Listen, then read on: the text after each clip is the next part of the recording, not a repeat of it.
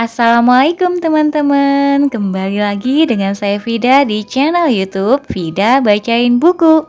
Gimana kabarnya? Mudah-mudahan selalu baik, sehat, dan berbahagia. Kali ini kita lanjutin baca bukunya The Power of Habit dari Charles Duhigg. Saat ini kita sudah sampai ke bab 7. Tanpa berlama-lama, mari kita lanjutkan bab 7. Bismillahirrahmanirrahim. 7. Bagaimana target tahu apa yang Anda inginkan sebelum Anda sendiri tahu? Ketika perusahaan memperkirakan dan memanipulasi kebiasaan. Andrew Paul baru saja mulai bekerja sebagai ahli data di toko serba ada Target. Ketika beberapa kolega dari departemen pemasaran menghampirinya suatu hari di meja kerjanya dan mengajukan pertanyaan, Paul terlahir untuk menjawab pertanyaan semacam itu. Bisakah komputermu tahu pelanggan mana yang hamil meskipun mereka tidak mau kita tahu? Paul adalah seorang ahli statistik. Seluruh hidupnya berkisar pada penggunaan data untuk memahami orang.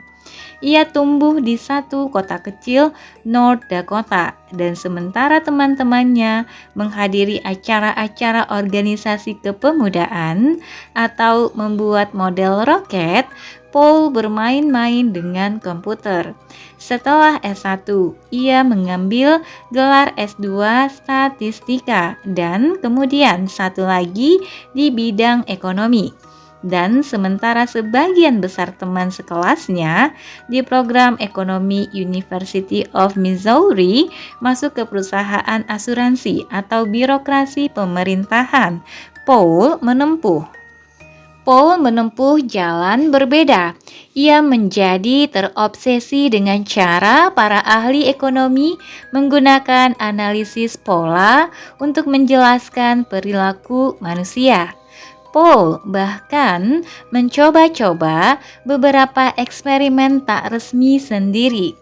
Ia pernah menggelar pesta dan meminta seluruh hadirin memilih candaan favorit mereka dan kemudian mencoba membuat model matematika untuk mencari lawak singkat seperti apa yang sempurna. Ia pernah mencoba menghitung jumlah tepat bir yang ia perlu minum agar ia percaya diri untuk berbicara dengan perempuan di pesta. Namun, jangan sampai membuat ia kelihatan konyol. Penelitian yang satu itu entah mengapa tak kunjung berhasil. Namun ia tahu eksperimen-eksperimen itu hanyalah permainan anak-anak dibandingkan dengan bagaimana dunia bisnis Amerika menggunakan data untuk mempelajari kehidupan manusia. Paul ingin turut serta. Oleh karena itu, ketika ia lulus dan mendengar Hallmark, perusahaan kartu ucapan, sedang mencari ahli statistik untuk dipekerjakan di Kansas City, ia mengajukan lamaran dan dengan segera menghabiskan hari-harinya menggeluti data penjualan untuk menentukan apakah kartu ulang tahun bergambar panda ataukah gajah yang lebih banyak terjual, dan apakah what happens at grandma's stays at grandma's terasa lebih lucu bila dicetak dengan tinta merah ataukah biru. Sungguh surga baginya. 6 tahun kemudian, tahun 2002, ketika Paul mendapat kabar bahwa Target sedang mencari sejumlah pengolahan angka, ia pun mencoba peruntungannya. Ia tahu Target sungguh berbeda levelnya dalam hal pengumpulan data. Setiap tahun, jutaan pembelanja memasuki ke 1147 toko Target dan menyerahkan sendiri berterabit-terabit informasi. Sebagian besar tidak tahu mereka melakukan itu. Mereka menggunakan kartu pelanggan setia, menukar kupon yang mereka terima lewat pos, atau menggunakan kartu kredit. tak sadar bahwa target kemudian mengaitkan pembelian mereka dengan profil demografik terindividualisasi. Menarik ya. Lanjut, bagi seorang ahli statistik, data itu adalah jendela ajaib untuk melongok ke dalam pilihan para pelanggan. Target menjual segala sesuatu, dari bahan makanan sampai pakaian, alat elektronik dan perabotan taman. Dan dengan melacak kebiasaan belanja orang-orang, para analis perusahaan bisa memprediksi apa yang terjadi dalam rumah mereka. Ada yang membeli handuk baru, spray, sendok, garpu, panci, dan makanan beku. Mereka barangkali baru membeli rumah baru atau bercerai. Kereta belanja yang diserati semprotan serangga, pakaian dalam anak-anak, senter, banyak baterai, majalah perempuan Real Simple dan sebotol Chardonnay. Perkemahan musim panas hampir tiba dan ibu sudah tidak sabar menanti. Bekerja di Target memberi Paul kesempatan untuk mempelajari makhluk paling rumit, pembelanja Amerika, di habitat aslinya. Kerjanya adalah membuat model-model matematis yang bisa menelusuri data dan menentukan di rumah tangga mana ada anak-anak dan mama dan mana yang berisi bujangan sejati. Pembelanja mana yang suka kegiatan luar ruangan dan mana yang lebih tertarik es krim dan novel romantis. Tugas Paul adalah menjadi ahli matematika pembaca pikiran yang membongkar kebiasaan para pembelanja guna meyakinkan mereka untuk berbelanja lebih banyak. Kemudian pada suatu sore, beberapa rekan Paul dari departemen pemasaran menghampiri mejanya. Mereka sedang mencoba mencari tahu pelanggan target mana yang hamil berdasarkan pola belanja, kata mereka. Bagaimanapun juga, perempuan hamil dan orang tua baru adalah incaran empuk bisnis eceran. Nyaris tidak ada kelompok lain yang lebih mendatangkan keuntungan, haus produk dan tidak mempedulikan harga. Bukan sekadar popok dan lap, orang tua yang punya anak kecil sedemikian lelah sehingga mereka akan beli segala sesuatu yang mereka butuhkan. Jus dan tisu toilet, kaos kaki dan majalah. Dimanapun mereka membeli botol dot dan susu formula. Terlebih lagi bila orang tua baru mulai berbelanja di Target. Selama bertahun-tahun ke depan mereka akan tetap berbelanja di situ. Dengan kata lain, mengenali siapa yang hamil bisa mendatangkan jutaan dolar bagi Target. Paul terusik. Tantangan apa yang lebih hebat bagi seorang peramal statistik dibanding tak hanya memasuki benak para pembelanja, melainkan juga kamar tidur mereka? Ketika proyek itu kelak selesai, Paul telah mempelajari sejumlah bahaya dalam mengincar kebiasaan-kebiasaan paling intim orang-orang. Misalnya, ia akan mempelajari bahwa menyembunyikan apa yang Anda tahu terkadang sama pentingnya dengan mengetahuinya, dan bahwa tidak semua perempuan antusias mengenai program komputer yang mengulik rencana-rencana reproduksi mereka. Ternyata tidak semua orang menganggap pembacaan pikiran secara matematis itu keren. Mungkin orang luar pikir ini semacam Big Brother, kata Paul merujuk kepada buku karya George Orwell 1984. Penerjemah, kepada saya itu bikin orang tidak nyaman. Lanjut, dahulu kala perusahaan seperti Target tak bakal pernah mempekerjakan orang seperti Andrew Paul, bahkan sampai 20 tahun lalu. Pengecer tidak melakukan analisis berbasis data yang mendalam seperti itu. Target juga toko-toko grosir, pusat perbelanjaan, penjualan kartu ucapan, toko pakaian, dan perusahaan-perusahaan lain mencoba mengintip ke dalam benak para pelanggan dengan cara lama. mempekerjakan ahli psikologi yang mencoba-coba taktik bernilai ilmiah kurang jelas yang dikatakan dapat mendorong pelanggan untuk berbelanja lebih banyak. Sejumlah metode tersebut masih digunakan sekarang. Bila Anda memasuki Walmart, Home Depot, atau pusat perbelanjaan lokal dan mengamati baik-baik, Anda akan melihat trik-trik jualan yang telah dipergunakan selama berdasawarsa yang masing-masing dirancang untuk mengeksploitasi alam bawah sadar pembelanja Anda. Ambil contoh misalnya, bagaimana Anda membeli makanan. Kemungkinan besar hal-hal pertama yang Anda lihat sewaktu memasuki toko grosir adalah buah dan sayuran yang disusun bertumpuk-tumpuk secara menarik. Bila dipikir-pikir, menempatkan hasil pertanian di depan toko sebenarnya aneh sekali, sebab buah dan sayuran gampang rusak di dasar keranjang belanjaan. Logisnya, buah dan sayuran seharusnya ditempatkan dekat kasir agar baru masuk keranjang pada saat-saat terakhir. Namun, seperti yang para ahli pemasaran dan ahli psikologi temukan sejak dahulu,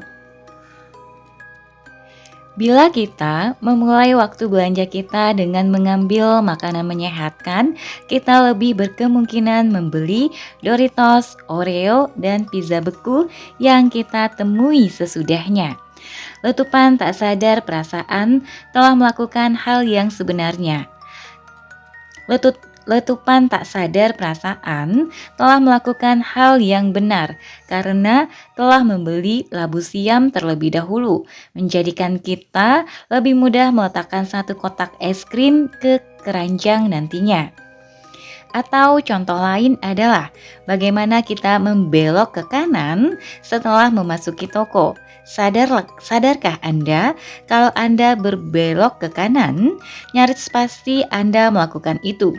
Ada rekaman video ribuan jam yang menunjukkan para pembelanja belok ke kanan begitu mereka melewati pintu depan. Sebagai akibat kecenderungan itu, pengecer mengisi sisi kanan toko dengan produk-produk paling menguntungkan yang mereka harapkan. Anda akan beli tanpa pikir-pikir. Atau pikirkan soal sereal dan sup. Sewaktu produk-produk itu disusun tanpa diurutkan berdasarkan abjad dan sepertinya acak, insting kita adalah menghabiskan waktu agak lama dan melihat-lihat lebih banyak pilihan. Oleh karena itu, Anda jarang menemukan Raisin Bran ditempatkan di sebelah Rice Check. Anda harus mencari-cari di antara rak-rak sampai menemukan sereal yang Anda inginkan. Dan mungkin malah tergoda membeli sekotak lagi sereal merek lain. Tapi masalah taktik-taktik itu adalah memperlakukan setiap pembelanja secara seragam. Taktik-taktik itu adalah solusi satu jurus yang cukup primitif untuk memicu kebiasaan-kebiasaan belanja. Tapi dalam 2 dasawarsa terakhir, seiring semakin tingginya persaingan antara toko-toko pengecer, toko jejaring seperti Target mulai mengerti bahwa mereka tidak bisa mengandalkan kumpulan trik yang sama. Satu-satunya cara meningkatkan laba adalah mencari tahu kebiasaan setiap individu pembelanja dan memasarkan barang kepada masing-masing orang dengan sentuhan personal yang dirancang untuk memenuhi pilihan belanja unik sang pelanggan. Kesadaran itu sebagian berasal dari tumbuhnya kewaspadaan mengenai seberapa kuatnya kebiasaan mempengaruhi setiap keputusan belanja. Serangkaian percobaan meyakinkan para pegawai pemasaran bahwa bila mereka berhasil memahami kebiasaan tertentu seorang pembelanja, mereka bisa membuat dia membeli nyaris apapun. Satu penelitian merekam pelanggan yang sedang berjalan menyusuri toko grosir. Para peneliti ingin tahu bagaimana orang mengambil keputusan untuk membeli. Terutama, mereka mengamati pembelanja yang datang dengan daftar belanja yang secara teoritis telah memutuskan sebelumnya apa yang ingin mereka beli. Yang mereka temukan, terlepas dari daftar belanja semacam itu, 50% lebih keputusan membeli terjadi waktu pelanggan melihat produk di rak. Karena terlepas dari niat pembelanja ketika datang ke toko, kebiasaan-kebiasaan mereka lebih kuat daripada niat tertulis. Coba lihat gumam seorang pembelanja kepada dirinya sendiri sewaktu berjalan menyusuri toko. Ini, ini dia bagian keripik. Aku lewati sajalah. Tunggu, oh, keripik kentang Lay's sedang didiskon. Ia menempatkan sekantong keripik itu di keranjangnya. Sejumlah pembelanja membeli merek yang sama bulan demi bulan. Bahkan meskipun mereka mengaku mereka tidak benar-benar suka produk itu. Aku tidak doyan-doyan amat kopi Folgers, tapi ya itulah yang kubeli. Habisnya ada apa lagi? Kata seorang perempuan seraya berdiri di depan rak yang memajang lusinan merek kopi lain. Pembelanja membeli kira-kira jumlah makanan yang sama setiap kali berbelanja, meskipun telah berjanji mengurangi jumlahnya. Pelanggan terkadang bertindak seperti makhluk yang hanya mengandalkan kebiasaan, secara otomatis mengulangi perilaku masa lalu tanpa peduli tujuan masa kini. Tulis dua ahli psikologi di University of Southern California pada 2009. Tapi, aspek mengejutkan penelitian-penelitian itu adalah bahwa meskipun semua orang mengandalkan kebiasaan untuk memandu mereka berbelanja, kebiasaan setiap orang berbeda. Laki-laki yang suka keripik kentang akan membeli satu kantong keripik setiap kali berbelanja. Namun, perempuan pembeli kopi Folgers tidak pernah memasuki lorong keripik kentang. Ada orang-orang yang membeli susu setiap kali mereka berbelanja, meskipun di rumah masih ada banyak, dan ada orang-orang yang selalu membeli makanan pencuci mulut padahal mereka bilang ingin menurunkan berat badan. Namun, para pembeli susu dan pecandu makanan pencuci mulut biasanya bukan orang yang sama. Kebiasaan-kebiasaan itu unik bagi setiap orang. Target ingin memanfaatkan kekhasan individual itu. Namun ketika jutaan orang memasuki toko setiap hari, bagaimana caranya mengingat kesukaan dan pola belanja mereka? Kita mengumpulkan data dalam jumlah sangat besar dan nyaris tak terbayangkan. Dimulai sekitar 1 dasawarsa lalu, Target mulai membangun gudang data raksasa yang memberi setiap pembelanja kode identifikasi dikenal di kalangan internal sebagai nomor ID tamu, yang mencatat bagaimana setiap orang berbelanja. Ketika seorang pelanggan menggunakan kartu kredit yang dikeluarkan Target, menyerahkan label pelanggan setia di kasir, menukar kupon yang dikirimkan ke rumah mereka, mengisi survei, mengembalikan barang lewat pos, menelepon layanan pelanggan, membuka surat elektronik dari Target, mengunjungi target.com, atau membeli apapun secara daring. Komputer perusahaan mencatatnya. Rekaman setiap pembelian ditautkan dengan nomor ID tamu sang pembelanja, beserta informasi mengenai segala sesuatu yang pernah ia beli.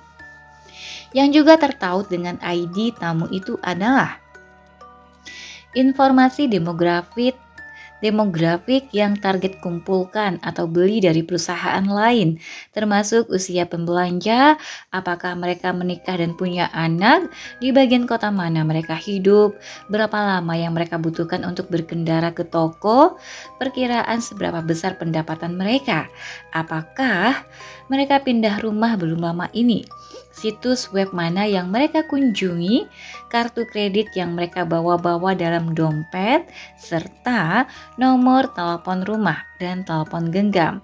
Target bisa membeli data yang menunjukkan etnisitas pembelanja, riwayat kerja mereka, majalah apa yang mereka baca, apa mereka pernah mengklaim bangkrut, tahun mereka membeli atau kehilangan rumah mereka, di mana mereka kuliah S1 atau S2, dan apakah mereka lebih menyukai merek kopi, tisu toilet, sereal, atau saus apel tertentu. Ada penjajah data seperti Infinigraph yang mendengarkan percakapan daring pembelanja di papan pesan dan forum internet, serta melacak produk-produk yang orang-orang puji. Perusahaan bernama Rapleaf menjual informasi mengenai pelanggan seperti kecenderungan politik, kebiasaan membaca, berderma, jumlah mobil yang dimiliki, dan apakah mereka memilih berita tentang agama atau diskon rokok. Perusahaan-perusahaan lain menganalisis foto-foto yang dipasang daring oleh pelanggan, mengelompokkan mereka berdasarkan apakah mereka kegemukan atau ceking, pendek atau tinggi, berambut lebat atau botak, dan jenis-jenis produk apa yang ingin mereka beli karenanya. Target dalam satu pernyataan menolak menyebutkan perusahaan-perusahaan demografik apa yang bekerja sama dengan mereka dan informasi jenis apa yang mereka pelajari. Dahulu perusahaan hanya tahu informasi yang pelanggan berikan kepada perusahaan, kata Tom Davenport, salah satu peneliti terkemuka mengenai bagaimana bisnis memanfaatkan data dan analisis. Itu sudah zaman dulu. Anda bakal terkejut kalau mengetahui ada berapa banyak informasi di luar sana, dan setiap perusahaan membelinya karena itu satu-satunya cara bertahan hidup. Bila Anda menggunakan kartu kredit target Anda untuk membeli sekotak pop cycle sekali seminggu, biasanya sekitar 6.30 malam pada hari kerja, dan kantong sampah berukuran super besar setiap Juli dan Oktober. Para ahli statistika dan program komputer target akan menyimpulkan bahwa di rumah Anda ada anak-anak. Anda cenderung mampir belanja sambil pulang ke rumah dari tempat kerja, dan rumah Anda dilengkapi halaman yang perlu dipangkas rumputnya pada musim panas, dan ada pepohonan yang menggugurkan daun di musim gugur. Target akan mempelajari pola-pola belanja lain Anda dan memperhatikan bahwa Anda terkadang membeli sereal, tapi tidak pernah membeli susu, yang berarti Anda pasti membelinya di tempat lain. Jadi, target akan mengirimi Anda kupon untuk membeli susu berkadar lemak 2%, juga untuk coklat tabur dan peralatan sekolah, perabotan halaman, garu, dan karena kemungkinan Anda ingin bersantai setelah seharian bekerja, bir. Perusahaan akan menebak apa yang biasa Anda beli dan kemudian mencoba meyakinkan Anda agar membelinya di target. Tame miliki kemampuan personalisasi iklan dan kupon yang mereka kirim ke setiap pelanggan, walaupun Anda mungkin tak akan pernah sadar kalau Anda menerima kiriman brosur berbeda dari yang diterima tetangga-tetangga Anda. Dengan ID tamu, kami pula nama, alamat, dan jenis pembayaran Anda. Kami tahu Anda punya target Visa, kartu debit, dan kami bisa kaitkan itu dengan pembelanjaan Anda di toko. Paul berkata di hadapan para ahli statistika toko pengecer di satu konferensi pada 2010. Target bisa menautkan hampir separuh dari semua penjualan di toko ke orang yang spesifik, nyaris semua penjualan daring dan sekitar seperempat perambanan daring. Dalam konferensi itu, Paul menampilkan slide yang menunjukkan sampel data yang dikumpulkan target, diagram yang menyebabkan seseorang di antara hadirin berseru kagum ketika ini muncul di layar. Nanti teman-teman bisa cek di halaman 188 di buku The Power of Habit-nya ya.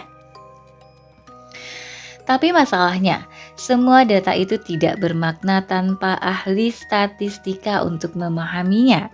Bagi orang awam, dua pembelanja yang sama-sama membeli jus jeruk terlihat sama. Dibutuhkan ahli matematika jenis khusus untuk mengetahui bahwa salah satu di antara mereka adalah seorang perempuan berusia 34 tahun yang membeli jus untuk anak-anaknya. Dan karena itu mungkin senang bila diberi kupon DVD Thomas the Tank Engine. Sementara satunya lagi adalah seorang bujangan berusia 28 tahun yang meminum jus setelah berolahraga lari dan karena itu mungkin menanggapi diskon sepatu lari. Paul dan 50 anggota lain di Departemen Data Tamu dan Jasa Analisis Target adalah orang-orang yang menentukan kebiasaan-kebiasaan yang tersembunyi dalam fakta-fakta itu. Kami menyebutnya potret tamu. Paul memberitahu saya, semakin saya tahu tentang seseorang, semakin baik saya bisa menebak pola pembelian mereka. Saya tidak akan selalu menebak segala sesuatu tentang Anda, namun saya akan lebih banyak benarnya daripada salahnya. Waktu Paul bergabung dengan Target pada 2002, Departemen Analitika telah membuat program-program komputer untuk mengidentifikasi rumah tangga mana yang memiliki anak-anak dan setiap November kepada orang tua anak-anak itu mereka mengirimkan katalog sepeda dan skuter yang akan terlihat sempurna di bawah pohon Natal. Juga kupon perlengkapan sekolah pada bulan September, dan iklan mainan kolam renang pada bulan Juni. Komputer mencari pembelanja yang membeli bikini pada bulan April dan mengirimi mereka kupon tabir surya pada bulan Juli dan buku penurunan berat badan pada bulan Desember. Bila ingin, Target bisa mengirimi setiap pelanggan buku kupon yang berisi diskon bagi produk-produk yang mereka yakin akan dibeli oleh para pembelanja, sebab orang-orang itu pernah membeli barang-barang tersebut sebelumnya. Target bukan satu-satunya yang ingin memperkirakan kebiasaan-kebiasaan pelanggan. Nyaris semua pengecer utama, termasuk Amazon.com, Best Buy, supermarket Kroger, 1-800 Flowers, Olive Garden, Anheuser-Busch, Dinas Pos AS, Fidelity Investment, Hewlett-Packard, Bank of America, Capital One, dan ratusan lainnya memiliki departemen analitika prediktif yang ditugaskan untuk mencari tahu preferensi pelanggan. Namun Target selalu merupakan salah satu yang tercerdas dalam hal ini, kata Eric Siegel yang menyelenggarakan konferensi bernama Predictive Analytic World. Data saja tidak berarti apa-apa. Target pintar menyusun pertanyaan yang benar-benar cerdik. Tidak perlu jadi orang jenius untuk mengetahui bahwa orang yang membeli sereal barangkali juga membutuhkan susu. Namun, ada pertanyaan-pertanyaan lain yang lebih sulit dan lebih mendatangkan keuntungan yang harus dijawab. Oleh karena itulah, beberapa minggu setelah Paul diterima bekerja, kolega-koleganya bertanya apakah mungkin untuk menentukan siapa yang hamil, bahkan meskipun perempuan itu tidak ingin orang lain tahu. Lanjut. Pada 1984, seorang profesor tamu di UCLA bernama Alan Andreasen menerbitkan makalah yang dimaksudkan untuk menjawab satu pertanyaan mendasar. Mengapa sebagian orang mendadak mengubah rutinitas belanja mereka? Tim Andreessen menghabiskan tahun sebelumnya menggelar survei telepon dengan pembelanja di sekitar Los Angeles, menanya-nanyai mereka mengenai belanja mereka kali terakhir. Setiap kali ada yang menjawab telepon, para ilmuwan akan menghujaninya dengan pertanyaan-pertanyaan mengenai merek pasta gigi dan sabun yang mereka beli dan apakah pilihan mereka telah berubah. Mereka menanyai hampir 300 orang. Seperti para peneliti lain, mereka menemukan bahwa sebagian besar orang membeli merek sereal dan deodoran yang sama minggu demi minggu. Kebiasaan sungguh berkuasa. Tapi ada kalanya tidak. Misalnya 10,5% orang yang Andreessen survei telah berganti merek pasta gigi dalam 6 bulan sebelumnya. Lebih daripada 15% kini membeli deterjen cuci yang berbeda. Andreessen ingin tahu mengapa orang-orang itu menyimpang dari pola-pola mereka yang biasa. Apa yang ia temukan telah menjadi pilar teori pemasaran modern. Kebiasaan orang dalam membeli lebih mungkin berubah sewaktu mereka melewati peristiwa besar dalam hidup. Bila seseorang menikah misalnya, dia lebih mungkin mulai membeli jenis kopi yang baru. Sewaktu pasangan suami istri pindah ke rumah baru, lebih besar kemungkinan mereka membeli sereal jenis berbeda. Sewaktu mereka bercerai, ada kemungkinan lebih besar mereka akan mulai membeli merek bir berbeda. Pelanggan yang melalui peristiwa-peristiwa besar dalam hidup seringkali tidak memperhatikan atau tidak peduli bahwa pola belanja mereka berubah, tapi para pengecer memperhatikan dan cukup peduli. Pindah rumah, menikah atau bercerai, kehilangan pekerjaan atau pindah kerja. Ada orang yang memasuki atau meninggalkan keluarga Anda. Tulis Andreessen, adalah perubahan-perubahan dalam hidup yang menjadikan pelanggan lebih rentan terhadap intervensi oleh pemasar. Dan apa peristiwa hidup terbesar bagi kebanyakan orang?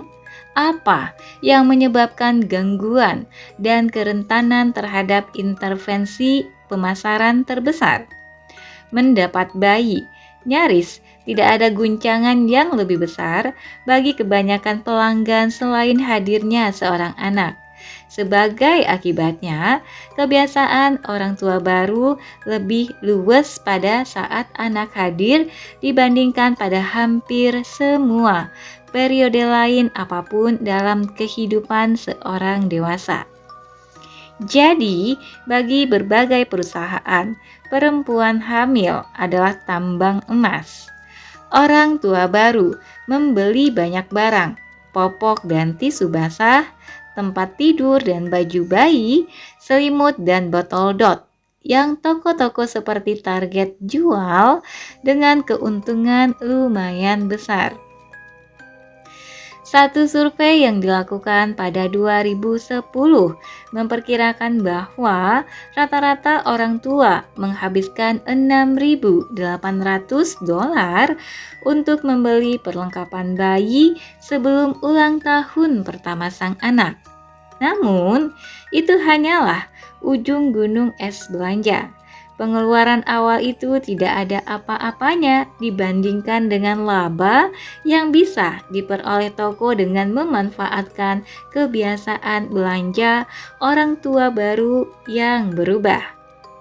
Bila ibu-ibu yang kelelahan dan ayah-ayah yang kekurangan tidur mulai membeli susu formula dan popok di Target, mereka juga akan mulai membeli makanan, perlengkapan bersih-bersih, handuk, pakaian dalam, dan ya, segala macam lah dari Target juga.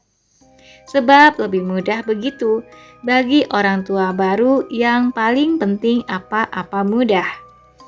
Begitu kami berhasil membuat mereka membeli popok dari kami, mereka akan mulai membeli segala sesuatu yang lain juga, kata Paul kepada saya.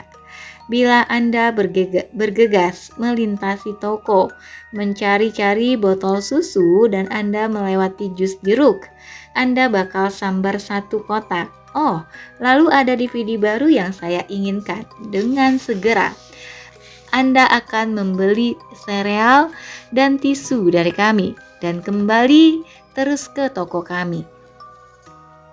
Orang tua baru sedemikian berharga sehingga toko-toko pengecer besar akan melakukan hampir apa saja untuk menemukan mereka, termasuk memasuki bangsal persalinan.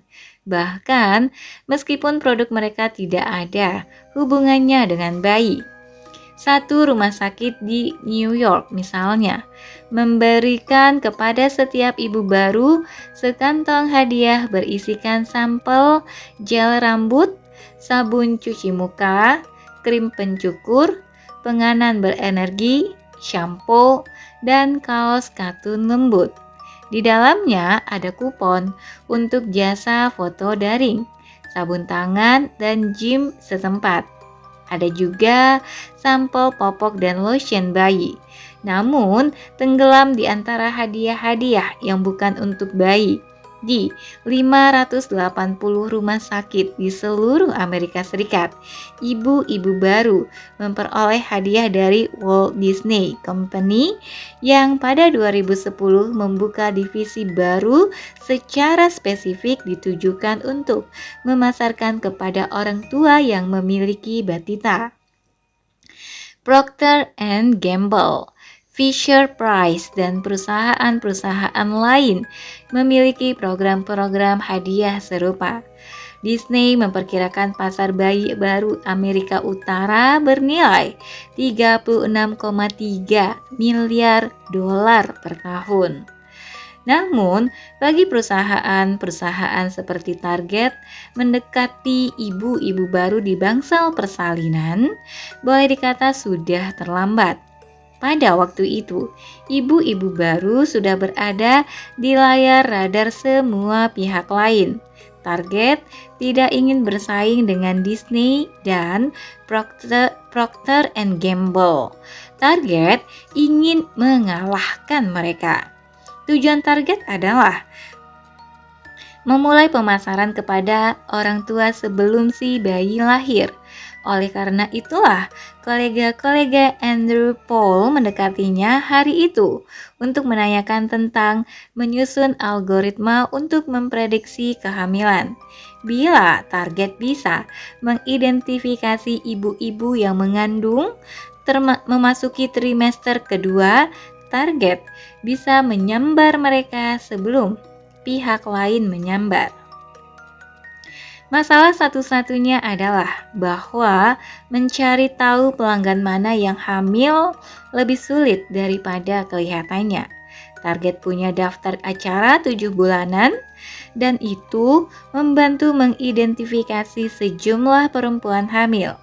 Terlebih lagi, para calon ibu itu secara sukarela menyerahkan informasi berharga, misalnya tanggal perkiraan kelahiran, yang membuat perusahaan itu tahu kapan harus mengirimkan kupon untuk vitamin pranatal atau popok.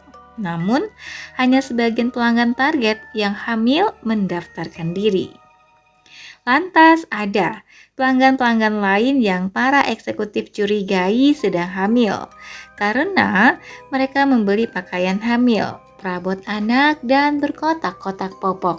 Tapi mencurigai dan mengetahui adalah dua hal berbeda.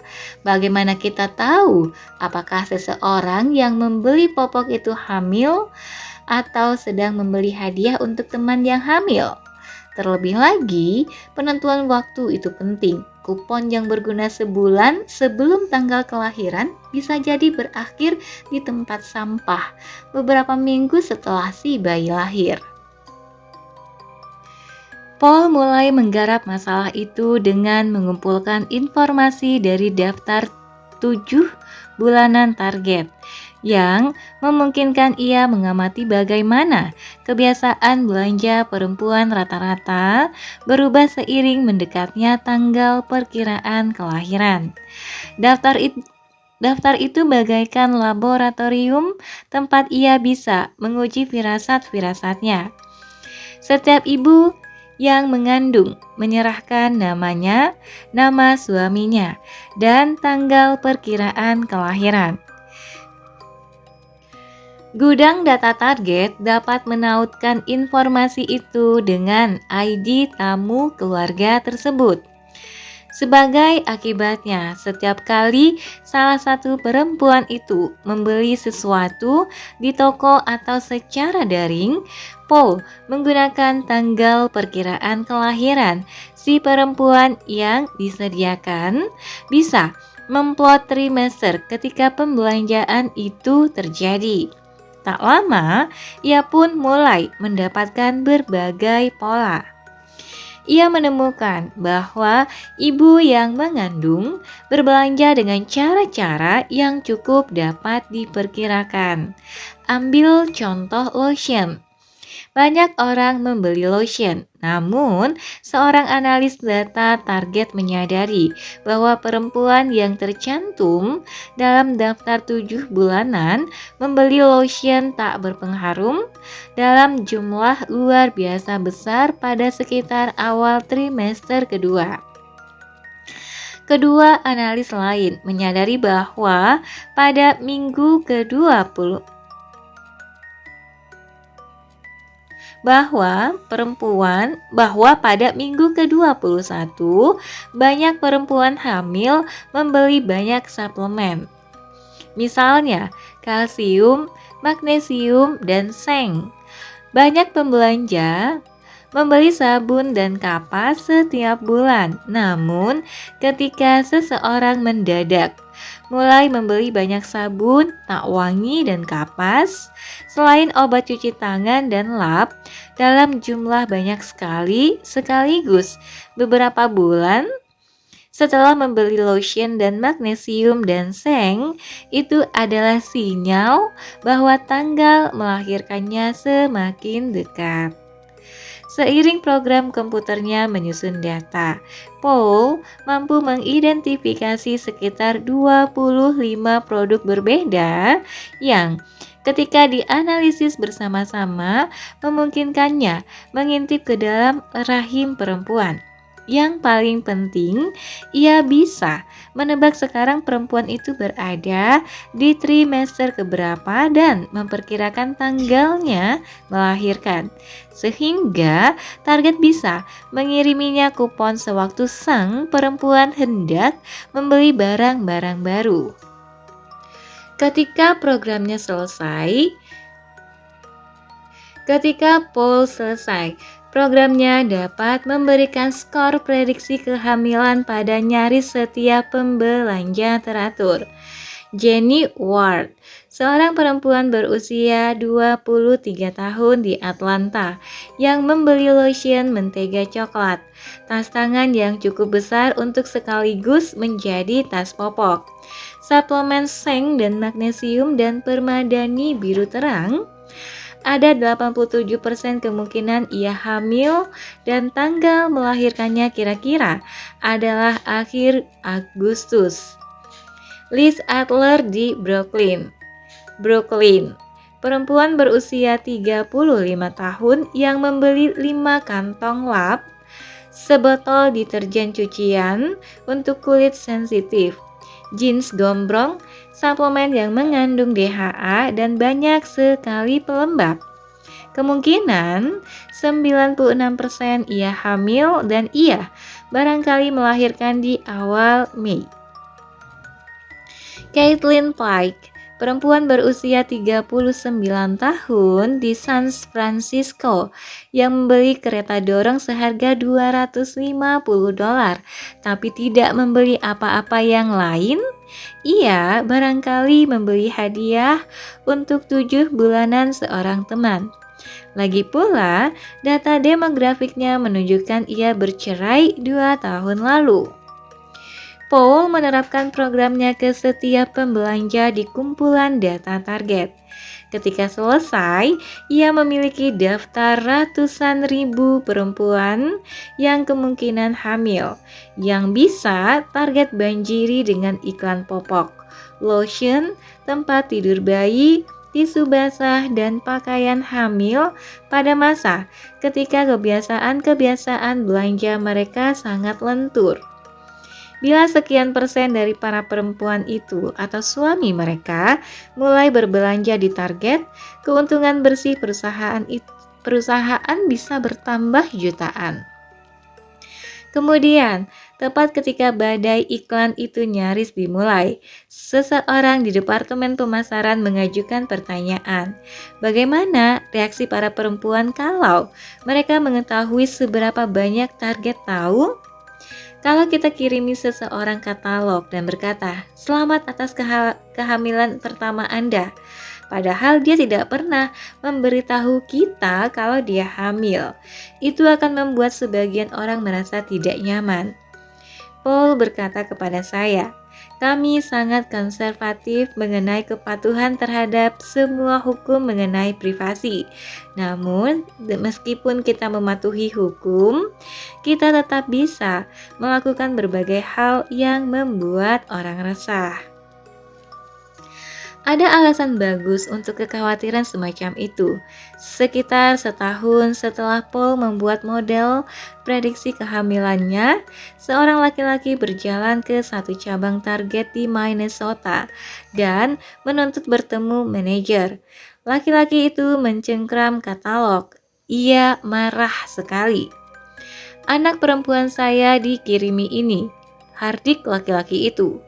"Dia masih SMA dan kalian mengiriminya kupon untuk pakaian dan tempat tidur bayi.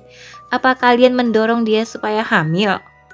Sang manajer sama sekali tidak paham omongan laki-laki itu. Diamatinya katalog yang dibawa sang laki-laki. Betul, katalog tersebut dialamatkan kepada putri sang laki-laki dan berisikan iklan-iklan pakaian hamil, perabotan kamar bayi, dan foto-foto bayi tersenyum yang menatap ke mata ibu mereka. Sang manajer meminta maaf berkali-kali dan kemudian menelepon beberapa hari kemudian untuk meminta maaf lagi.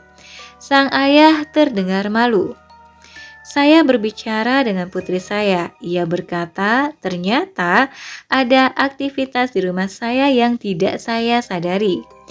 Ia menghela nafas panjang. "Ia dijadwalkan melahirkan bulan Agustus. Saya harus minta maaf." Target bukan satu-satunya perusahaan yang menimbulkan kekhawatiran di kalangan pelanggan. Perusahaan-perusahaan lain pernah diserang karena menggunakan data dalam cara-cara yang jauh kurang intrusif. Pada 2011, misalnya, seorang penduduk New York menuntut McDonald's, CBC, Mazda, dan Microsoft dengan tuduhan agensi-agensi periklanan perusahaan-perusahaan itu mengawasi penggunaan internet orang untuk memprofilkan kebiasaan mereka berbelanja. Ada gugatan perwakilan kelompok yang sedang berjalan di California terhadap Target, Walmart, Victoria's Secret, dan berbagai toko pengecer berantai lain karena meminta pelanggan memberikan kode pos ketika menggunakan kartu kredit.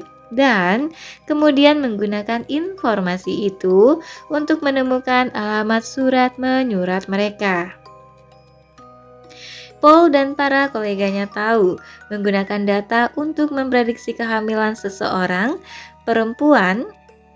Kehamilan seorang perempuan berpotensi mendatangkan bencana hubungan masyarakat.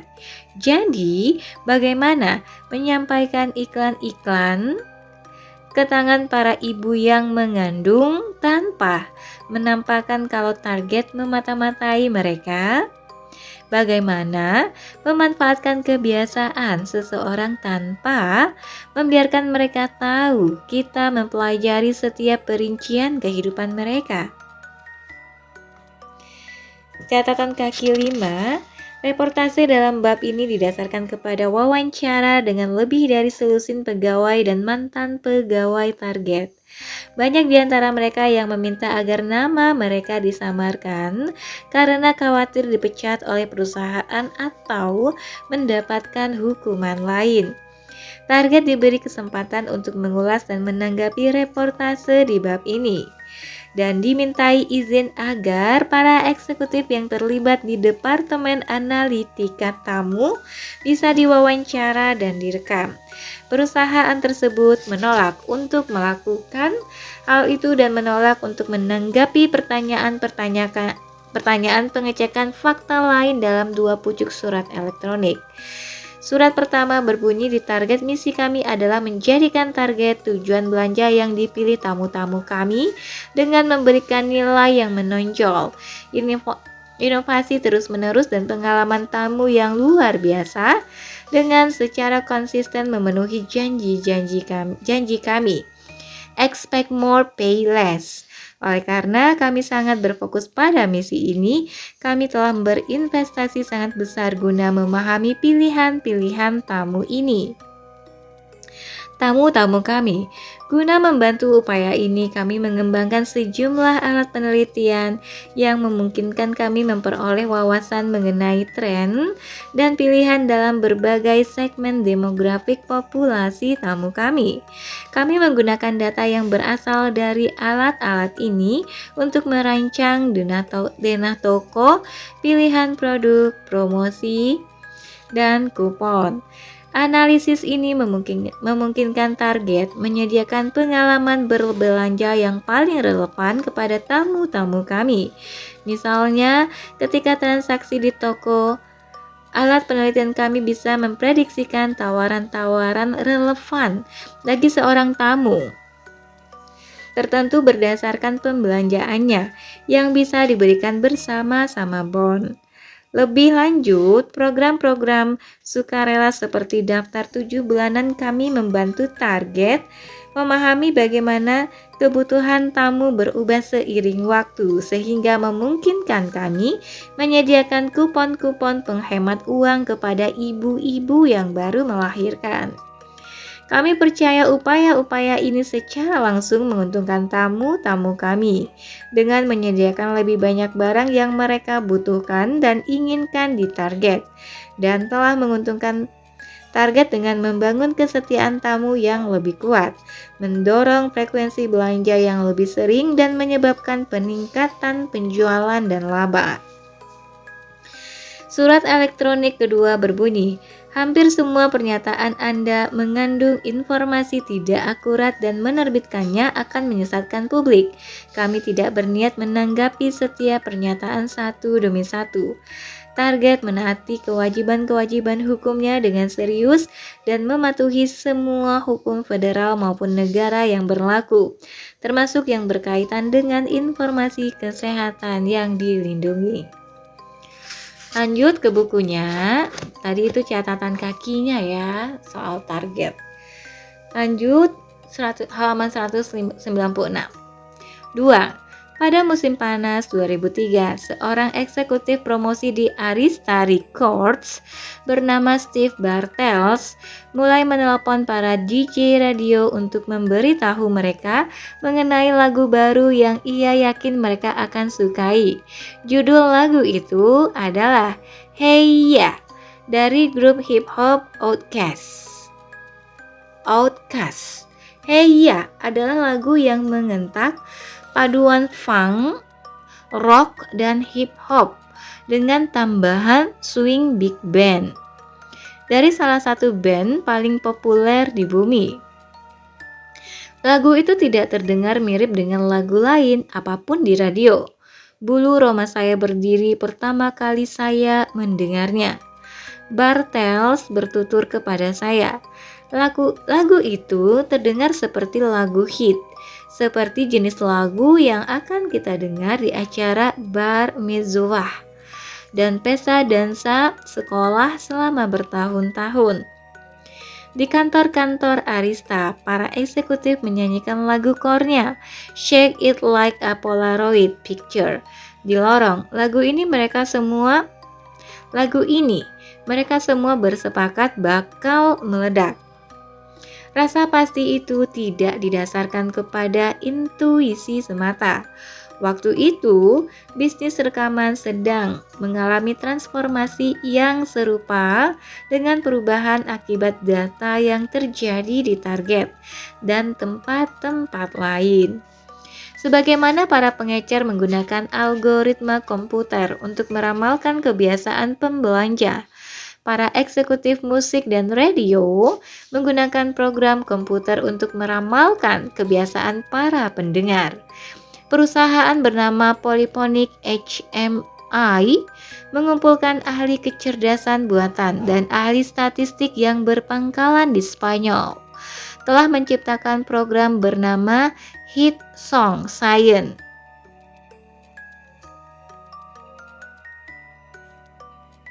Azan guys, nanti kita lanjut lagi ya. Tunggu bentar ya. Hit Song Science yang menganalisis karakter matematis lagu dan memprediksi popularitasnya. Dengan membandingkan tempo, tinggi nada, melodi, progresi chord, dan faktor-faktor lain di suatu lagu tertentu terhadap ribuan lagu hit yang disimpan di basis data Polyphonic HMI. Hit Song Science bisa memberikan skor yang meramalkan apakah lagu itu berkemungkinan sukses atau tidak. Program itu misalnya memperkirakan bahwa album Come Away With Me karya Norah Jones akan menjadi hit setelah sebagian besar pelaku industri musik mengabaikan album tersebut. Album itu kelak terjual 10 juta kopi dan memenangkan 8 Grammy. Program tersebut memprediksi bahwa Why Don't You and I oleh Santana akan populer meskipun para DJ ragu. Lagu itu mencapai nomor 3 di daftar Top 40 Billboard. Ketika para eksekutif di stasiun-stasiun radio memutar Hey Ya melalui Hit Song Science, lagu tersebut memperoleh nilai bagus, bahkan lebih daripada bagus. Skornya adalah salah satu yang tertinggi yang pernah orang lihat. Hey Ya menurut algoritma tersebut akan menjadi hit besar-besaran. Pada 4 September 2003, di slot utama pukul 7.15 malam, stasiun Top 40 WIOQ di Philadelphia mulai memutar Hey Ya di radio. Stasiun tersebut memutar lagu itu 7 kali lagi minggu itu dan total 37 kali selama bulan itu. Waktu itu perusahaan bernama Arbitron sedang menguji satu teknologi baru yang memungkinkan kita mencari tahu seberapa banyak orang yang sedang mendengarkan suatu stasiun radio tertentu pada waktu tertentu dan seberapa banyak yang berpindah saluran pada satu lagu spesifik. WIOQ adalah salah satu stasiun yang disertakan dalam uji itu. Para eksekutif WIOQ yakin Hey Ya akan membuat para pendengar ogah meninggalkan radio mereka. Kemudian mereka menerima datanya. Para pendengar bukan sekadar tidak suka Hey Ya, Menurut data, mereka membenci lagu itu. Mereka teramat membencinya sampai-sampai hampir sepertiga pendengar mengganti saluran radio dalam 30 detik pertama lagu itu. Dan itu bukan hanya terjadi pada WIOQ di seluruh negeri. Di stasiun-stasiun radio Chicago, Los Angeles, Phoenix, dan Seattle, setiap kali Hey Ya diputar, banyak sekali pendengar yang mematikan radio. Waktu pertama kali mendengarnya saya pikir itu lagu yang hebat, kata John Garabedian, pembawa acara radio sindikasi Top 40 yang didengarkan oleh 2 juta lebih orang setiap akhir minggu. Namun, lagu itu tidak terdengar seperti lagu-lagu lain dan sebagian orang sebal sewaktu Hey Ya diputar. Ada yang bilang kepada saya itu hal terburuk yang pernah ia dengar. Orang mendengarkan Top 40 karena ingin mendengar lagu atau lagu-lagu favorit mereka yang terdengar seperti lagu-lagu favorit lainnya. Bila ada yang berbeda diputar, mereka tersinggung. Mereka tidak mau apapun yang tidak dikenal. Arista telah menghabiskan banyak uang untuk mempromosikan Hey Ya. Industri musik dan radio memerlukan kesuksesan lagu itu. Lagu-lagu hit sungguh bernilai besar, bukan hanya karena orang membeli lagu itu, namun juga karena lagu hit bisa meyakinkan pendengar untuk mengabaikan permainan video dan internet untuk mendengarkan radio. Lagu hit bisa dipakai menjual mobil sport di televisi dan pakaian di toko-toko yang trendy. Lagu hit adalah akar lusinan kebiasaan yang diandalkan para pengiklan, stasiun TV, bar, klub dansa, bahkan perusahaan teknologi seperti Apple. Lantas, salah satu lagu paling diantisipasi, lagu yang diprediksi algoritma akan menjadi lagu terbaik tahun itu, malah gagal. Para eksekutif radio kelimpungan mencari sesuatu yang bisa menjadikan Hey Ya lagu hit. Pertanyaan itu, bagaimana caranya membuat lagu menjadi hit? Telah memusingkan industri musik sedari awal. Namun baru dalam beberapa dasawarsa belakangan, orang mulai mencoba mencari jawaban-jawaban ilmiahnya. Salah satu perintisnya adalah mantan manajer stasiun radio bernama Rich Meyer yang pada 1985 bersama istrinya Nancy mendirikan perusahaan yang disebut Media Base di ruang bawah tanah rumah mereka di Chicago. Mereka bangun setiap pagi, mengambil paket rekaman dari berbagai stasiun yang direkam hari sebelumnya di berbagai kota, dan menghitung serta menganalisis setiap lagu yang telah diputar. Meyer kemudian akan menerbitkan buletin mingguan yang melacak lagu-lagu mana yang popularitasnya meningkat atau menurun. Dalam beberapa tahun pertamanya, buletin itu hanya memiliki sekitar 100 pelanggan. Dan Meyer serta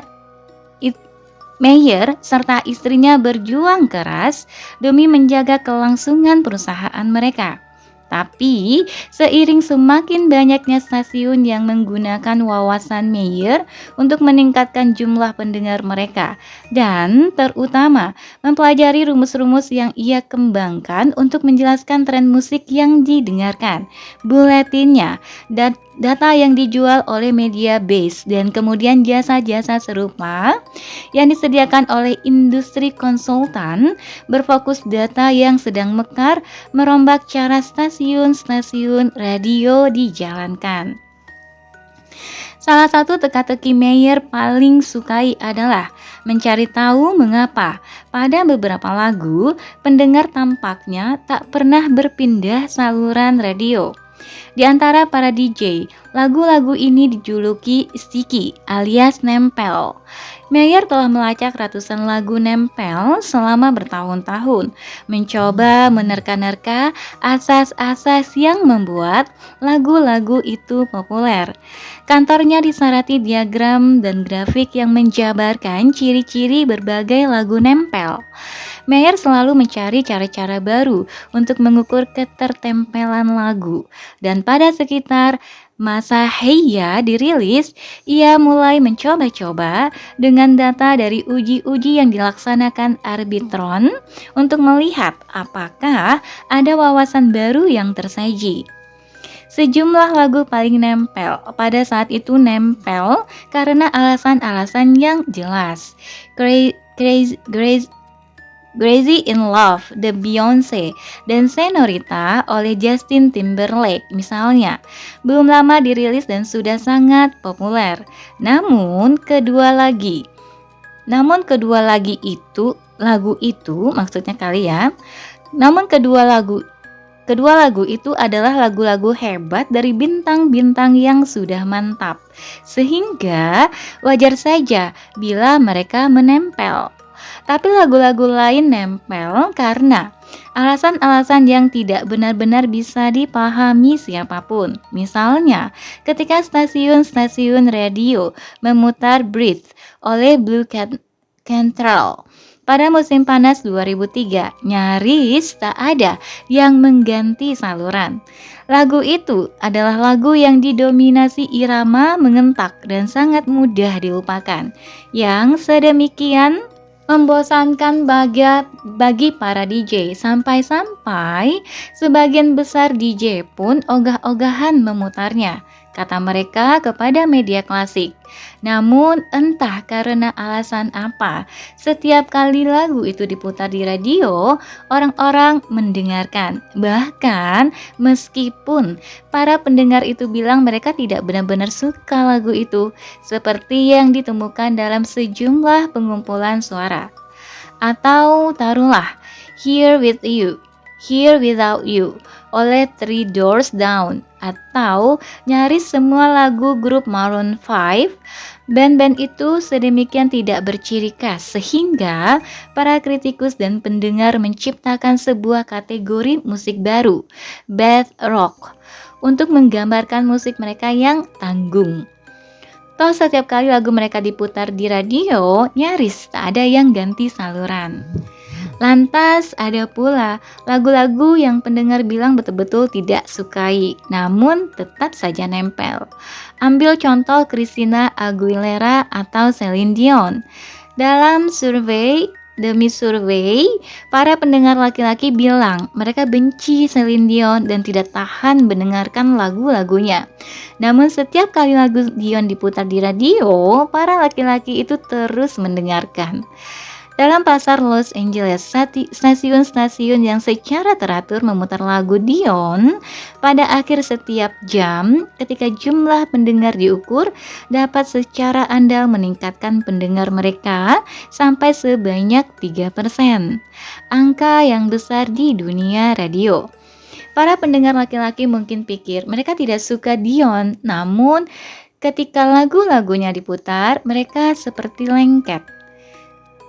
Suatu malam, Meyer duduk dan mulai mendengarkan serangkaian lagu nempel berturut-turut, berulang-ulang. Sewaktu melakukan itu, ia mulai menyadari satu kemiripan di antara lagu-lagu nempel.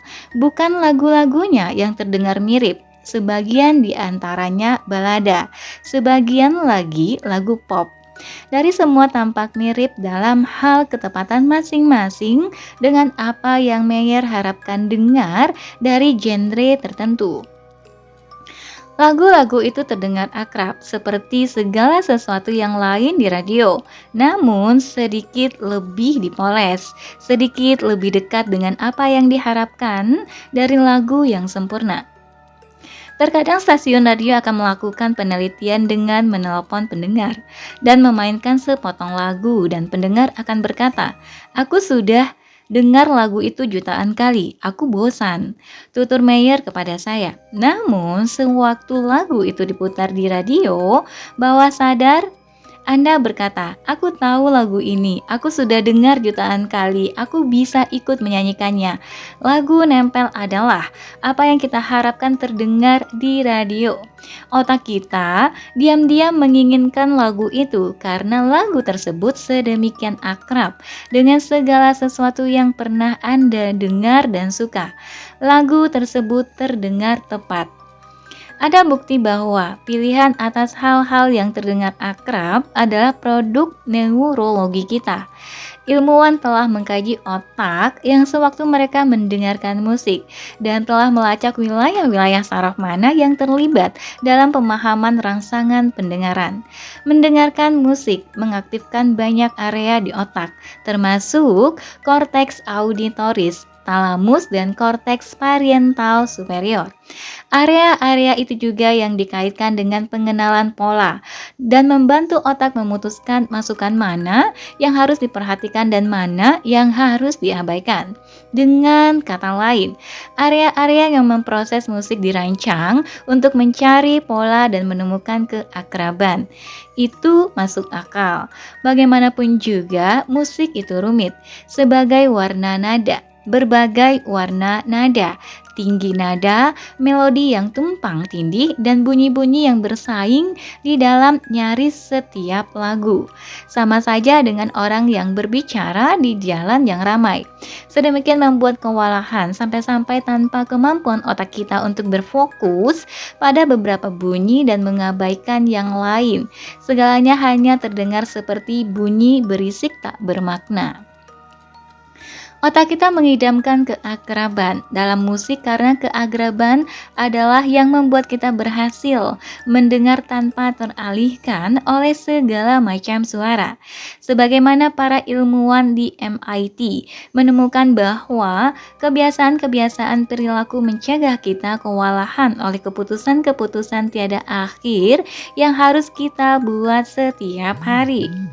Kebiasaan mendengar ada karena tanpa kebiasaan itu kita mustahil menentukan apakah harus berkonsentrasi pada suara anak, bunyi peluit pelatih, atau bunyi bising dari jalan yang ramai dalam pertandingan sepak bola hari Sabtu. Kebiasaan mendengarkan memungkinkan kita secara tanpa sadar memisahkan bunyi yang penting dari yang bisa diabaikan saja. Oleh karena itulah, lagu-lagu yang terdengar akrab, bahkan meskipun Anda belum pernah dengar ternyata nempel.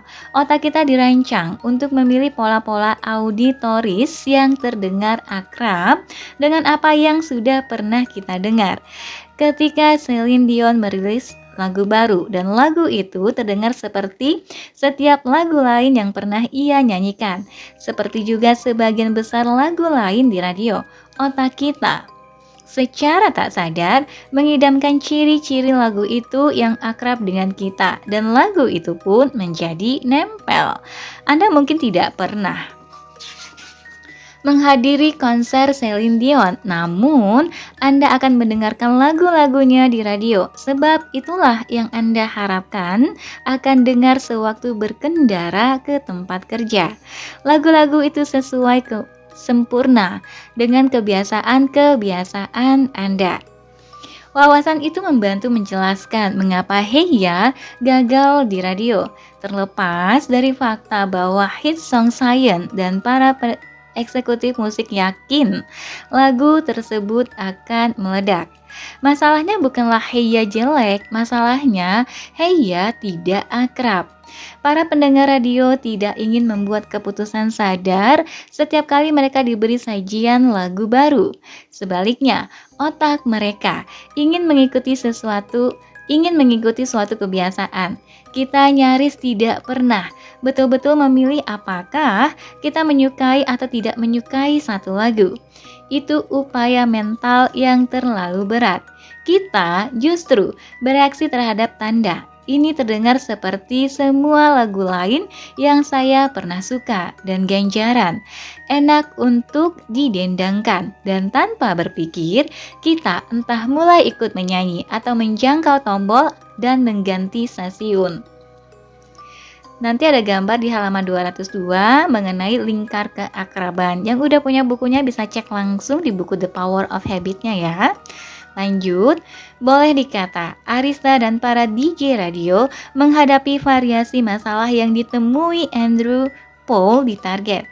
Para pendengar senang-senang saja duduk mendengarkan lagu yang mungkin mereka bilang tidak suka, asalkan lagu itu mirip dengan yang pernah mereka dengar sebelumnya. Perempuan hamil senang-senang saja menggunakan kupon yang mereka terima lewat pos, kecuali bila kupon-kupon itu mengungkapkan bahwa target memata-matai rahim mereka. Perbuatan yang tidak akrab dan agak menyeramkan. Memperoleh kupon yang mengungkapkan bahwa target tahu Anda hamil bertentangan dengan apa yang diharapkan pelanggan. Rasanya seperti memberitahu seorang laki-laki bankir investasi berusia 42 tahun bahwa ia mendendangkan lagu Celine Dion. Rasanya salah. Jadi bagaimana para DJ meyakinkan para pendengar agar mau menempel cukup lama dengan lagu-lagu seperti Heya sehingga menjadi akrab? Bagaimana Target meyakinkan perempuan hamil untuk menggunakan kupon diskon popok tanpa membuat mereka ketakutan? Dengan mendandani sesuatu yang baru dengan pakaian yang lama dan menjadikan yang tidak akrab seolah-olah akrab. Bagian 3. Pada awal 1940-an, pemerintah Amerika Serikat mulai mengirimkan sebagian besar pasokan daging domestik negara itu ke Eropa dan Pasifik untuk menyokong para prajurit yang berperang dalam Perang Dunia II di dalam negeri. Ketersediaan stik dan daging babi potong mulai menyusut ketika Amerika Serikat terjun ke dalam Perang Dunia II. Pada akhir 1941, restoran-restoran New York menggunakan daging kuda untuk hamburger dan telah muncul pasar gelap daging unggas. Para pejabat federal khawatir bahwa perang yang lama akan menyebabkan bangsa itu kekurangan protein. Masalah ini akan membengkak semakin besar di Amerika Serikat semakin lama perang berlangsung. Tulis mantan Presiden Herbert Hoover kepada orang-orang Amerika dalam pamflet pemerintah tahun 1943. Peternakan kita kekurangan buruh untuk mengurusi ternak dan kita masih harus menyediakan pasokan bagi orang-orang Britania dan Rusia. Daging dan lemak juga merupakan perlengkapan yang sama pentingnya dalam perang ini seperti tank dan pesawat terbang. Departemen Pertahanan yang khawatir pun mendekati usinan ahli sosiologi, ahli psikologi, dan ahli antropologi terkemuka Amerika Serikat, termasuk Margaret Mead dan Kurt Lewin, yang kelak menjadi akademisi tersohor dan memberi mereka tugas. Temukan cara meyakinkan orang-orang Amerika untuk makan jeroan. Bikin para istri menyajikan kepada suami dan anak-anak mereka. Temukan cara meyakinkan orang-orang Amerika untuk makan jeroan. Bikin para istri menyajikan kepada suami dan anak-anak mereka hati, jantung, ginjal, otak, lambung, dan usus yang kaya protein yang tertinggal setelah daging iga dan daging paha dikirim ke luar negeri. Waktu itu, jeroan tidak populer di Amerika. Seorang perempuan kelas menengah pada 1940 lebih memilih kelaparan daripada mejanya dicemari lidah atau babat. Sehingga para ilmuwan yang direkrut ke dalam Committee on Food Habits mengadakan rapat untuk pertama kalinya pada 1941. Mereka menekankan tujuan untuk diri sendiri, yaitu mengidentifikasi secara sistematis rintangan-rintangan budaya yang membuat orang Amerika enggan memakan jeroan. Total ada 200 lebih penelitian yang akhirnya diterbitkan dan pada intinya semua mengandung temuan yang sama.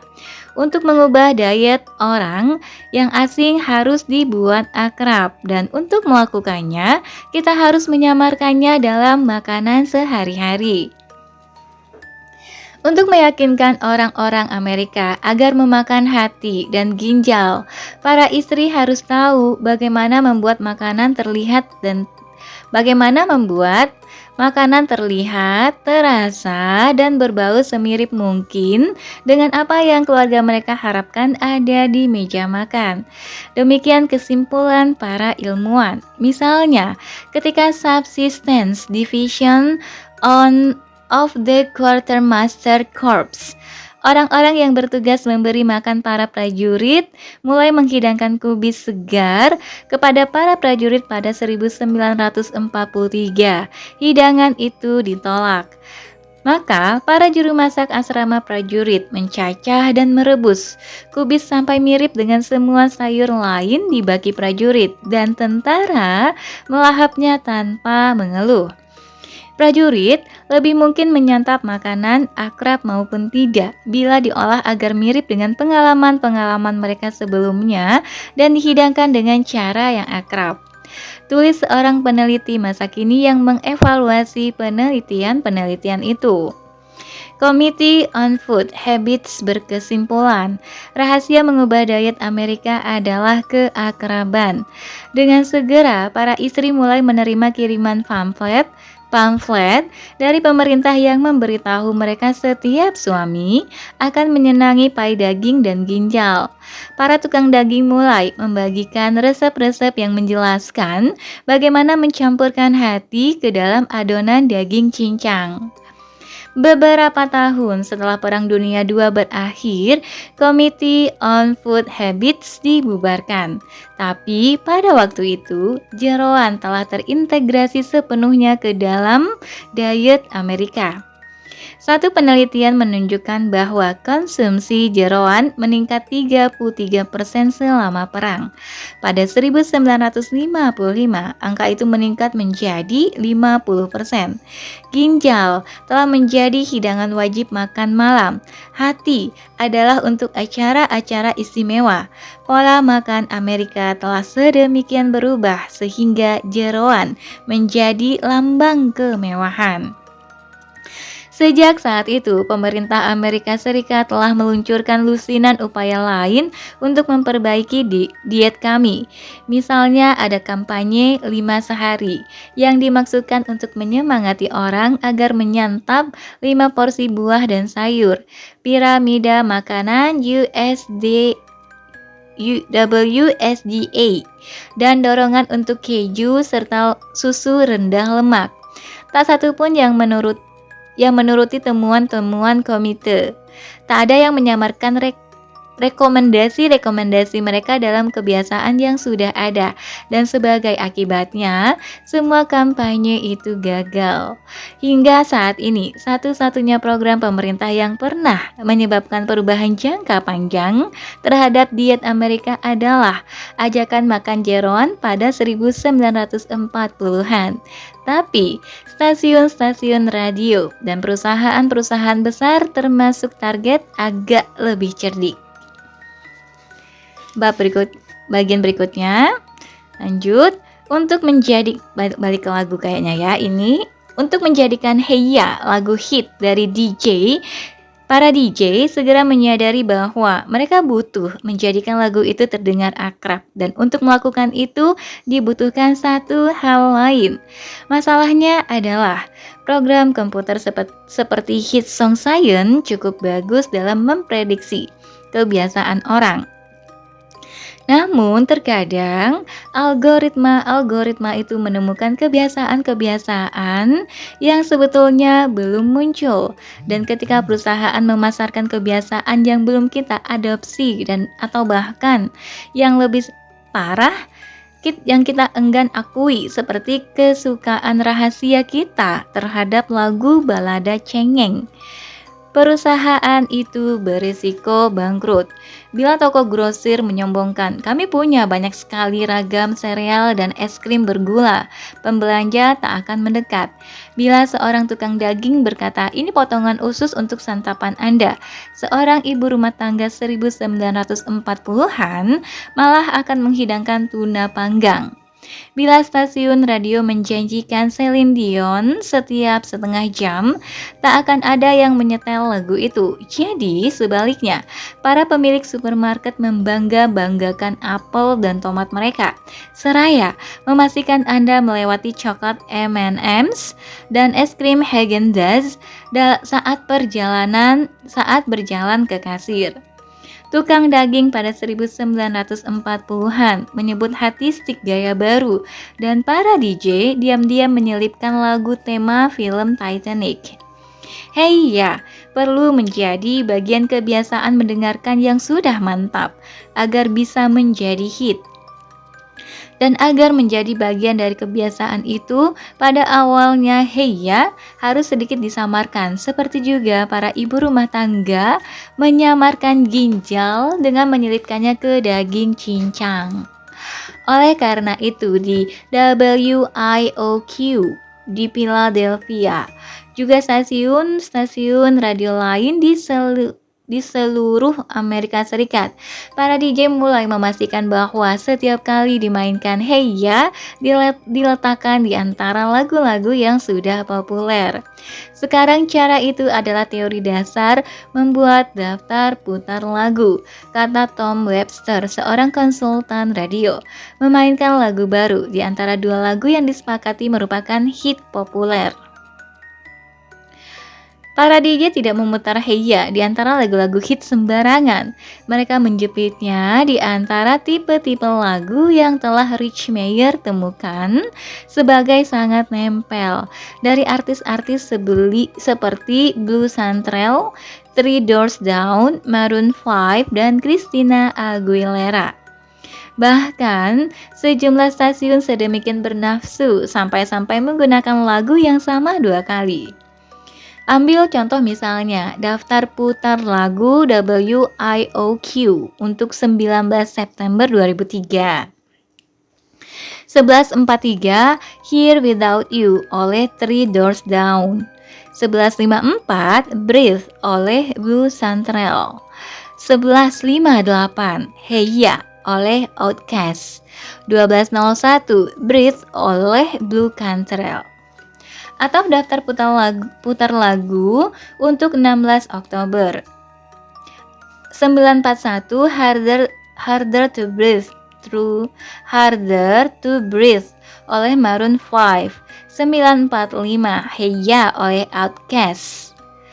949 Can't Hold Us Down oleh Christina Aguilera. 10.00 Frontin oleh Pharrell. 12 November 958 Here Without You oleh Three Doors Down.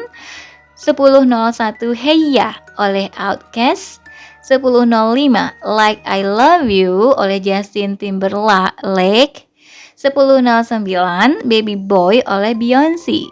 Mengelola daftar putar lagu itu urusan mengurangi risiko, kata Webster. Stasiun radio harus mengambil risiko memutar lagu-lagu baru. Kalau tidak, orang-orang akan berhenti mendengarkan. Namun yang para pendengar betul-betul inginkan adalah lagu-lagu yang mereka sudah suka. Jadi kita harus membuat lagu-lagu baru terdengar akrab secepat mungkin. Ketika WIOQ memutar lagu Hey Ya untuk pertama kalinya pada bulan September, sebelum lagu itu mulai diapit di antara hit-hit populer, 26,6% pendengar berganti saluran setiap kali lagu itu terdengar. Pada bulan Oktober, setelah memainkan berentetan Dengan hit-hit nempel, faktor ganti saluran itu berkurang menjadi 13,7%. Pada Desember, angkanya lebih mencapai 5,7%. Stasiun-stasiun radio besar lain di seluruh Amerika Serikat menggunakan teknik jepit yang sama dan tingkat ganti saluran pun mengikuti pola yang sama. Kalau dilihat-lihat ini teorinya sama dalam buku Atomic Habits, yaitu teori tentang menyelipkan kebiasaan lama, menyelipkan kebiasaan baru di antara kebiasaan lama yang sudah ada agar kebiasaan baru itu bisa terbangun. Nanti kamu bisa cek di buku Atomic Habits, kayaknya ini bab 7, pokoknya bab keempat ke atas. Nanti bisa dicek di link di bawah ya. Kemudian dan seiring pendengar mendengarkan lagu Hey Ya berulang-ulang, lagu itu pun menjadi akrab. Begitu lagu itu telah menjadi populer, WIOQ memainkan Hey Ya sampai 15 kali sehari.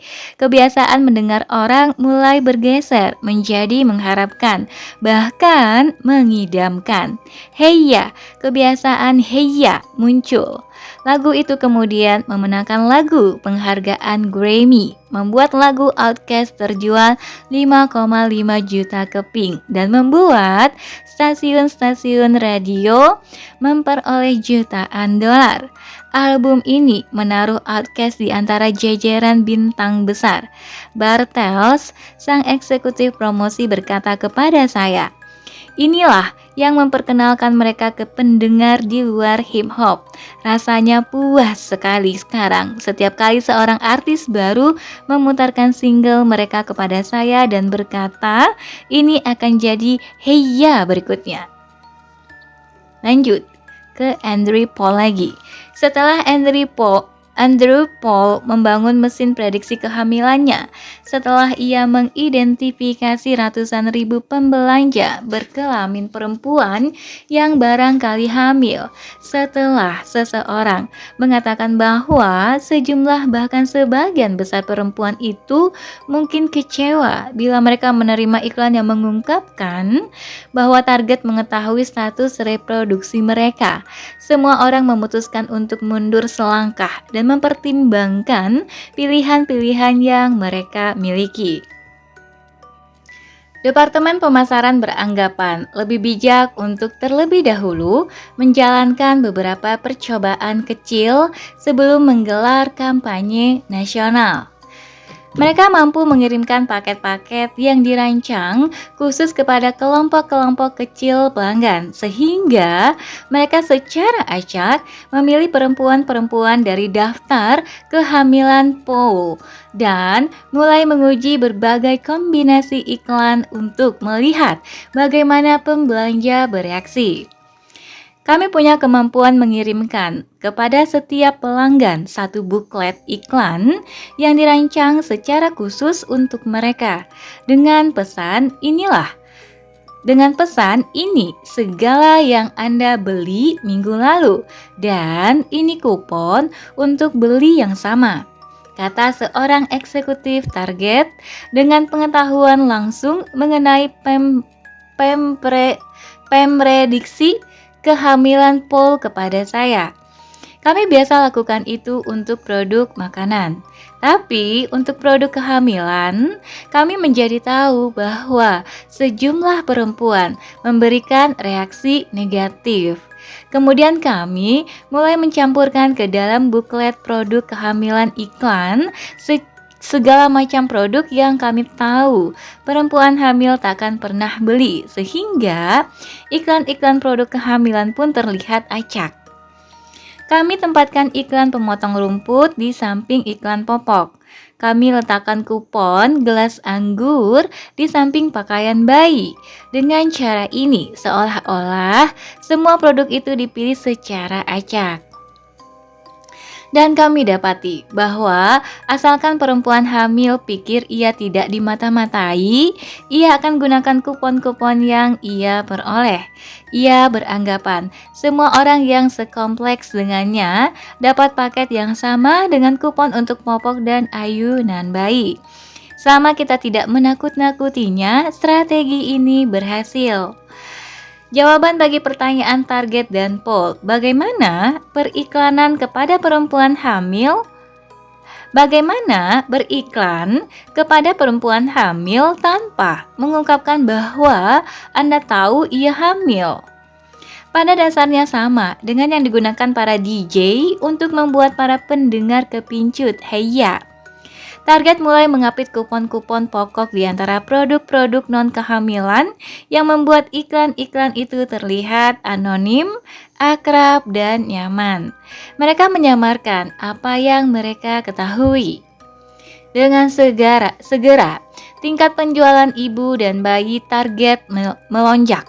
Perusahaan itu tidak memberitahukan angka penjualan bagi divisi-divisi spesifik, namun antara 2002 ketika Paul mulai dipekerjakan dan 2009, penghasilan target naik dari 44 miliar dolar menjadi 65 miliar dolar. Pada 2005, presiden perusahaan itu Greg Steinhewell membanggakan di depan ruangan penuh investor mengenai fokus meningkat perusahaan itu terhadap barang-barang dan kategori-kategori yang memikat segmen-segmen tamu spesifik, misalnya ibu dan bayi. Seiring semakin canggihnya peralatan basis data kami, target mail mengukuhkan diri sebagai alat berguna untuk mempromosikan nilai dan kenyamanan kepada segmen-segmen tamu spesifik seperti ibu baru atau remaja. Ia berkata, misalnya, target baby mampu melacak tahap-tahap kehidupan mulai dari perawatan prenatal sampai tempat duduk bayi di mobil dan kereta bayi. Pada 2004, target baby direct mail program mendatangkan peningkatan cukup besar dalam kunjungan dan penjualan. Entah itu menjual lagu baru, makanan baru, atau ayunan bayi baru, pelajaran yang dipetik tetap sama. Bila kita mendandani sesuatu yang baru dengan kebiasaan-kebiasaan lama, lebih mudah bagi masyarakat untuk menerimanya. 4. Manfaat pelajaran itu tidak terbatas hanya untuk korporasi besar, lembaga pemerintah, atau perusahaan radio yang ingin memanipulasi selera kita. Wawasan-wawasan yang sama bisa digunakan untuk mengubah cara hidup kita. Tahun 2000 misalnya, 2 ahli statistika dipekerjakan oleh YMCA, salah satu organisasi nirlaba terbesar di Amerika Serikat, untuk memanfaatkan kekuatan peramalan berdasarkan data guna mewujudkan dunia yang lebih sehat. YMCA memiliki 2.600 lebih cabang di Amerika Serikat, kebanyakan berupa gym dan pusat komunitas. Sekitar 1 dasawarsa lalu, para pemimpin organisasi tersebut mulai mengkhawatirkan cara agar YMCA tetap kompetitif. Mereka meminta tolong seorang ilmuwan sosial dan seorang ahli matematika, Bill Lazarus dan Dan Abbott. Keduanya mengumpulkan data dari 150.000 lebih lembar survei kepuasan anggota WMCA yang telah dikumpulkan selama bertahun-tahun dan mulai mencari-cari pola. Waktu itu, kebijakan yang diterima di kalangan eksekutif WMCA adalah orang menginginkan peralatan olahraga yang keren dan fasilitas modern yang kinclong. WMCA telah menghabiskan jutaan dolar untuk membangun banyak ruang angkat beban dan studio yoga. Tapi ketika survei-survei itu dianalisis, ternyata meskipun keindahan fasilitas dan ketersediaan berbagai mesin olahraga dapat mendorong orang-orang untuk bergabung, sebenarnya yang membuat mereka bertahan adalah hal lain. Menurut data, Anggota akan bertahan karena faktor-faktor emosional. Misalnya, apakah pegawai tahu nama mereka atau mengucapkan halo ketika mereka datang. Ternyata, seringkali orang-orang datang ke gym untuk mencari hubungan dengan manusia, bukan ban berjalan. Bila seorang anggota menemukan teman baru di WMCA, lebih besar kemungkinan mereka untuk datang ke sesi-sesi latihan. Dengan kata lain, orang-orang yang bergabung dalam WMCA memiliki kebiasaan-kebiasaan sosial tertentu. Bila WMCA memuaskan mereka, anggota-anggota pun bahagia. Jadi, bila ingin mendorong orang untuk berolahraga, WMCA perlu memanfaatkan pola-pola yang sudah ada dan mengajari para pegawai untuk mengingat nama para pengunjung. Ini adalah variasi pelajaran yang dipetik oleh target dan para DJ radio untuk menjual kebiasaan baru dalam hal ini olahraga. Bungkuslah kebiasaan itu dengan sesuatu yang orang-orang sudah tahu dan suka. Misalnya, naluri untuk pergi ke tempat-tempat orang mudah untuk mendapat teman. Kami memecahkan rahasia cara membuat orang-orang bertahan di gym. Lazarus berkata kepada saya, orang-orang ingin mengunjungi tempat-tempat yang memuaskan kebutuhan sosial mereka. Bila kita bisa bikin orang-orang berolahraga dalam kelompok, lebih besar kemungkinan mereka mengikuti latihan. Kita bisa mengubah kesehatan bangsa dengan cara ini. Suatu hari tak lama lagi, kata para ahli-ahli analitika prediktif, perusahaan-perusahaan akan bisa mengetahui selera kita dan memprediksi kebiasaan kita secara lebih baik daripada yang kita sendiri tahu.